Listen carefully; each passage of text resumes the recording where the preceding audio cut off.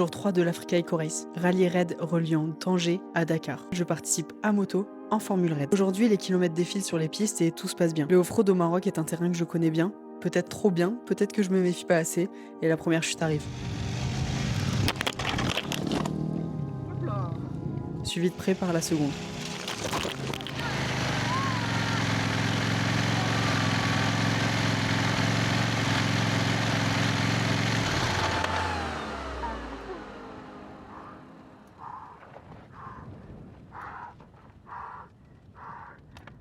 Ça va aller, ça va aller, ça va aller. Ça va, c'est rien. À ce moment-là, je n'ai qu'une seule pensée en tête, je ne peux pas abandonner. Je ne veux pas abandonner. On est seulement le jour 3, il est hors de question de ne pas atteindre Dakar à cause d'une blessure ou d'une casse sur la moto.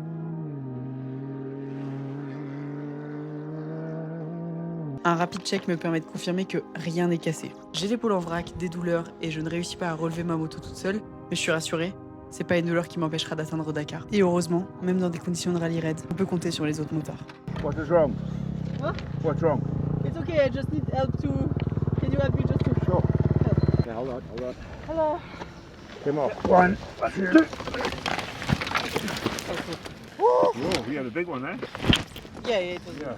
Je vais bien, là j'ai mal à l'épaule et on va avancer et on fera le bilan plus tard. Je pense que je peux rouler. La moto va bien, je vais bien, on y va. À ce moment-là, il me reste environ 20 km pour atteindre la route, puis l'arrivée de cette journée. Chaque caillou, chaque vibration de la piste me tape dans l'épaule, ça me fait mal, mais honnêtement je m'en fous, parce que c'est pas cassé et la douleur m'empêche pas d'avancer. C'est chiant, c'est douloureux, mais je vais aller jusqu'à Dakar. Et c'est tout ce qui m'importe à ce moment-là.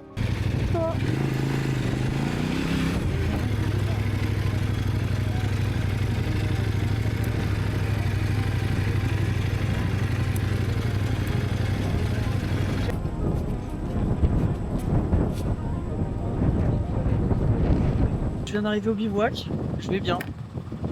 Plus de douleur que de mal, enfin je me suis fait mal mais on va aller à Dakar. La question se pose pas en fait. Je me suis blessé à cette épaule il y a 8 mois je pense. Il y a 8 mois je me suis blessé à cette épaule et je viens de retomber sur cette même épaule. Hyper douloureuse. Elle est hyper douloureuse, j'arrive pas à lever le bras mais en même temps j'ai pas besoin de lever le bras à moto, c'est ce qui me rassure. Il y a beaucoup de vent, j'ai pris rendez-vous ce soir chez l'ostéo et il faut que je m'occupe de ma moto parce que j'ai cassé un ou deux trucs. Donc rebelote. Je check ma moto et il s'avère qu'elle est exactement dans le même état que moi. Elle a pris un petit coup, mais elle va bien et elle ira jusqu'à Dakar. Et avec l'aide de Steph, un motard du raid, qui clairement devient mon tonton au fil des jours, prend soin de ma moto et elle est prête à repartir. La chute a déclenché mon airbag, donc je prends aussi le temps ce soir de changer la cartouche à l'intérieur de mon airbag InEmotion afin que celui-ci soit en état de marche demain. J'installe ma tente et c'est parti pour une nouvelle nuit en bivouac. Bonjour et bienvenue sur ce début de jour 4. La moto est prête. C'est sur un départ à 9h30 ce matin, donc ça va, le réveil est pas compliqué. J'ai bien dormi cette nuit, j'ai vu le médecin, les ostéos hier pour mon épaule, c'est tout comme je m'y attendais. C'est pas très grave, c'est des lésions au niveau de mon tendon qui étaient déjà présentes et qui du coup ont été un peu plus aggravées par la chute. Le risque c'est que ce soit plus douloureux, soit ça devienne une tendinite. On va finir cette journée, on va finir la journée de demain et après on sera en journée de repos. On fera un bilan à ce moment-là. Début du jour 4 et on est parti pour 400 km au total aujourd'hui avec une journée qui alterne entre sable et pierre. 234 km de piste, 166 km de liaison. It's not your birthday. You can find me in the club, bottle full of bug. Mama, I got what you need if you need to feel a buzz. I'm in the having sex, I ain't in the making love. So come give me a hug if you're in the getting rough. You can find me in the club, bottle full of bug. Mama, I got what you need if you need to feel a buzz. I'm in the having sex, I ain't in the making love. So come give me a hug if you're in the getting rough. When I pull up out front, you see the Benz on dub. When I roll 20 deep, it's always drama in the club. Now that I roll with Dre, everybody show me love. When you sell like Eminem, you get plenty of groupie love. Look, homie, ain't nothing changed. Roll down, G's up. I see exhibit in the cutting, man. Roll the trees up. If you watch Ouais. Champion du monde. Ouais, jour 4 terminé, ouais. Ah ouais, c'est bien, je suis contente. T'as kiffé? Franchement, ouais, c'était chouette. On a pas chié. Bon, après, la liaison de fin, elle est toujours un peu longue, mais... Mais non, j'en ai pas chié, je suis pas tombée. Ça va. Tout est bon, quoi. L'épaule, ça va? Ouais, ça va. J'ai pas besoin de lever le bras, donc ça va. Allez, je fais le plein comme ça après, et je me Pas casse. te poser. Exactement.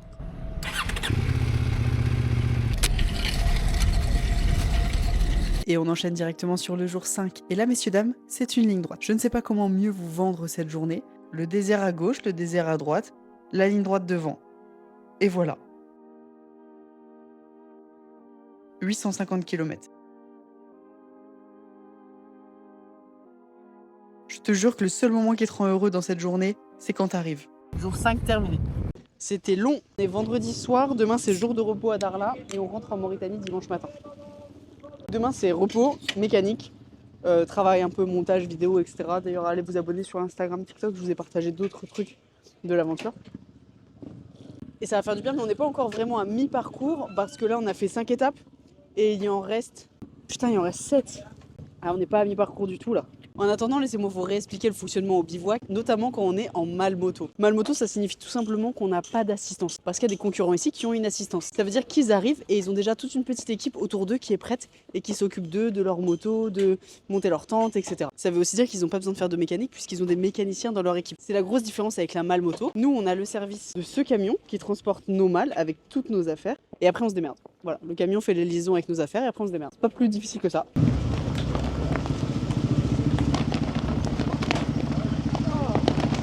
On est toujours le jour 5, il est 17h30, il fait beau, je me sens en forme, donc je vais m'occuper déjà d'une partie de la mécanique aujourd'hui pour me libérer un peu de temps pour demain. Comme ça j'avance. Si je fais vidange et filtraire aujourd'hui c'est cool. Hop là.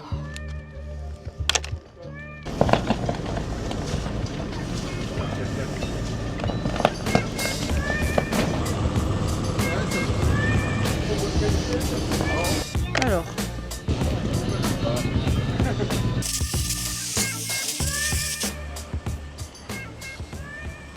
J'avais pris des notes sur ce que je devais faire.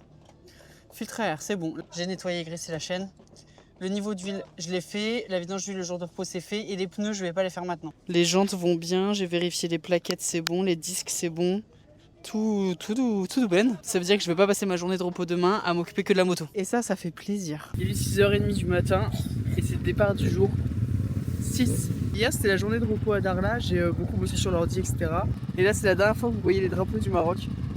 Parce qu'on rentre en Mauritanie aujourd'hui, je suis trop contente. Première fois de ma vie que je vais en Mauritanie, j'ai hâte de voir les paysages, j'ai hâte de voir le Sahara mauritanien parce qu'il est vachement plus au sud que ce que j'ai pu découvrir dans les autres pays. Donc a priori c'est encore très différent. Mais d'abord, on va aller prendre le petit déj. Voilà. Génial, merci beaucoup. Je vous en prie, bonne journée. On mange ça et après on prend la route pour la Mauritanie. 380 km de route en ligne droite pour atteindre la frontière et entrer en Mauritanie. Entre le réveil tôt et la fatigue accumulée depuis une semaine, le défi ce matin réside dans le fait de rester bien éveillé au guidon. Et en fin de matinée, arriver à la frontière. C'est bon ?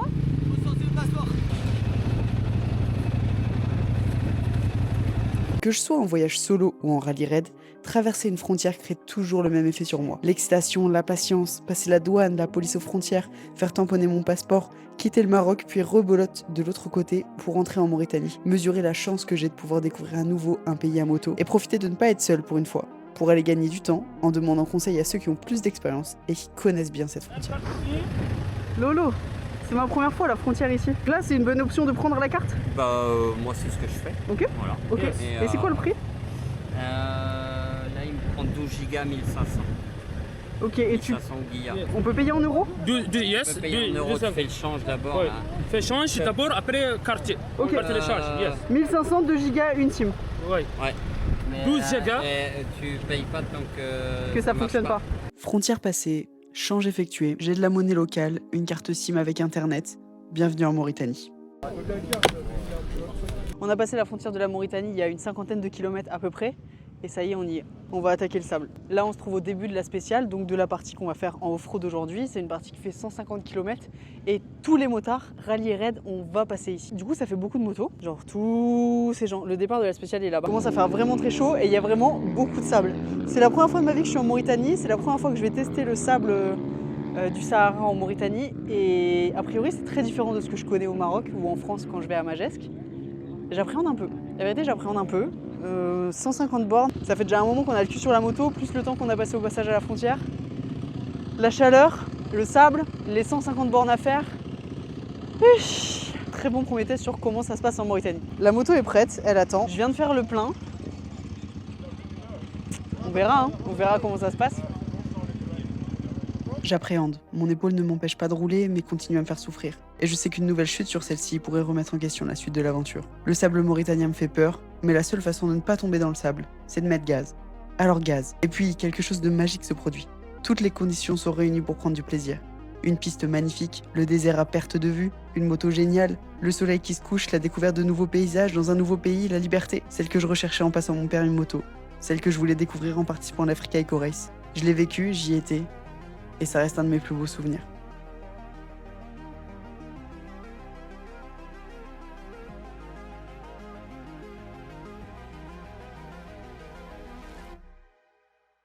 Fin du jour 6, c'est fait.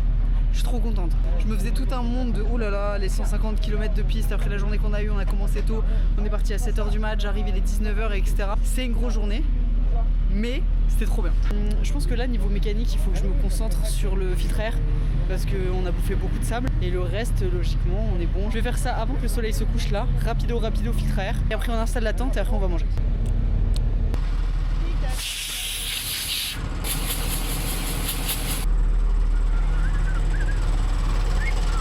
Je suis de bonne humeur, la Mauritanie ça me fait plaisir. Première fois de ma vie ici, je suis trop contente.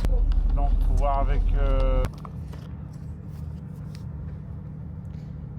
Oh, j'ai pris des coups de soleil aujourd'hui. Il est 21h30. Je suis épuisé. Je suis KO. Wow. Je suis KO. J'ai fait vite fait ma mécanique, j'ai pas été manger, j'ai pas été prendre de douche. Je me suis nettoyé vite fait aux lingettes parce que j'ai du sable absolument partout. Mon visage il est encore sale alors que je l'ai déjà nettoyé 2 fois. Je suis KO. Et il reste encore... ça y est, on a fait la moitié là je crois. 6, ouais. Et c'était jour de repos hier et il n'y a plus de jour de repos. Je vais dormir. Bisous. Ciao ciao. Début du jour 7 et on est reparti. Ça s'arrête jamais en fait, il y a déjà du sable partout. Pour cette 7e journée, j'ai 428 km à parcourir, dont un peu plus de la moitié sur les pistes. Et comme hier, je retrouve des pistes roulantes, rapides, remplies de sable, mais sans difficulté majeure. C'était ça la piste? Enfin l'autoroute quoi. Ouais. L'autoroute. Ah je te jure c'était roulant. Ouais. Je vais boire un coup, manger un truc vite fait.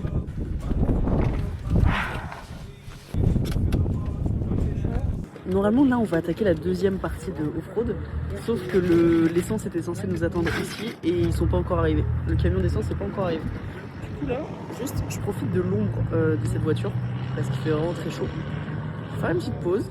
Je sais pas là on a dû passer les 33-34 degrés. Ça va encore, mais préservons-nous de la chaleur. J'ai encore une bonne tête mais ça commence à se voir que je fatigue. Ma moto est là-bas. On arrive à avoir zéro ombre avec la moto, le soleil commence à être au zénith. Mais ce soleil, c'est aussi une raison de se méfier sur la piste en reprenant après. Parce que quand le soleil est vraiment là, il est 13h, donc le soleil est vraiment très haut, ça efface toutes les ombres qu'il peut avoir sur des petites buttes, des petits cailloux, etc. sur la piste. C'est vachement mieux de rouler après 16h parce que le soleil reflète vachement plus les pièges de la piste. Et là, à cette heure-ci, il va falloir être méfiant. Ça, c'est le camion d'essence qui vient quand on est sur la piste pour qu'on puisse faire le plein, etc. Et je réalise que je vous ai pas présenté mon nouveau partenaire d'aventure. Mahmoud est motard en raid, lui aussi, sur sa COV 450. La fatigue étant de plus en plus présente, partager la route à deux permet de s'économiser un peu et d'avoir toujours quelqu'un à ses côtés en cas de problème, mais aussi pour partager les bons moments. Ah merci hein. C'était top.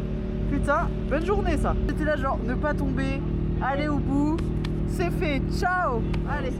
C'était une belle piste. Hein. Ouais, c'était chouette. Voilà. Allez, bisous.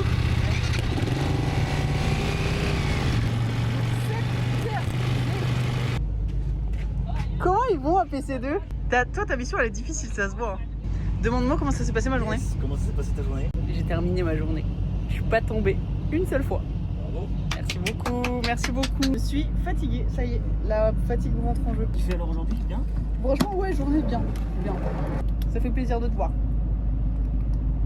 Pas de déclenchement d'airbag, rien, extraordinaire. Ouh, la nuit tombe vite. Il y a trop de monde pour prendre une douche. J'ai pas envie d'attendre et de perdre du temps de sommeil. Donc c'est une nouvelle journée sans douche. Mais lingette, toujours lingette. Vous pouvez me juger, je m'en fous.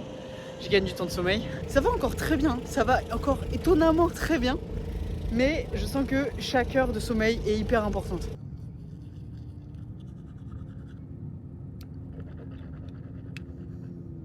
Si vous vous demandez, oui, j'en ai mis dans ma tente. Je suis dégueulasse. C'est pas grave. Mes dents sont propres. Fin de la 7e journée, vous vous rendez compte ou pas? Pas moi. Les jours passent, tout va bien. Chaque jour où je me couche, mon corps va bien, ma moto va bien, j'ai fait la journée complète. Je trouve ça extraordinaire, je m'en lasse pas. Surtout que là, regardez ma vue depuis la tente. Mes affaires bien rangées, ma malle, mon casque, ma moto. Là, il est 20h50 heure locale. Honnêtement, aujourd'hui, physiquement, j'étais fatiguée sur la fin de journée. J'avais du mal à avancer, j'avais du mal à mettre du rythme. Pourtant, tout s'est bien passé, j'ai pas fait d'erreur, je suis restée concentrée et tout, mais c'est la première fois que je crois que je ressens de la fatigue comme ça. Je me dis genre, je compte un peu les kilomètres, je prends... Là, c'était pas du plaisir sur la fin, je devais juste arriver. Je voulais juste arriver. Cette vue là, vous savez ça là, t'es dans ta tente, tu vois ta moto et tout, avant un rallye. Et ben, je sais que ça... Ah bon, bah, comment ça va me manquer. Je mesure la chance que j'ai de faire ce métier aujourd'hui, d'avoir des partenaires qui me suivent, de pouvoir le vivre, parce que c'est... Parce qu'on est... lundi. Je sais même pas quelle journée, regardez comme je suis détestable. Parce qu'on est lundi, et ça c'est ma vue, quand je m'endors. Abonnez-vous. À demain. En revanche, ce qui risque de beaucoup moins me manquer, c'est les tempêtes de sable qui te réveillent à 4h du mat, alors que chaque heure de sommeil est importante.